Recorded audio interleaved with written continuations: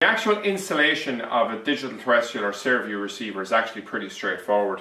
If we just turn around to the back of the box and look at the key features here, we have an antenna in here which is taking a feed from a UHF aerial, and this is more or less a signal in. Now in terms of the outputs, the two key choices we'll have is a HDMI output, or we can use a SCART output like this. This particular box has two SCARTs, one for connecting to the TV, the other to a VCR, but most boxes will simply have a single SCART on it, and it's all that's really required.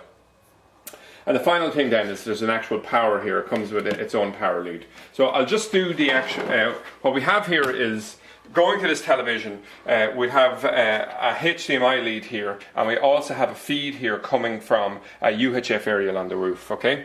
So what I'm going to do now is I'm simply going to slide this into position here, and I'm just going to connect first of all the HDMI lead. And then the next thing I'm going to do is I'm just going to connect in the RF lead, or the lead coming from the UHF aerial. And the final step then is actually just to plug it in here, which we have here. And I'll just rotate this around here. And what we'll do at this point here is we can just pick up the remote control for the actual television remote, hit the source button, or the AV button.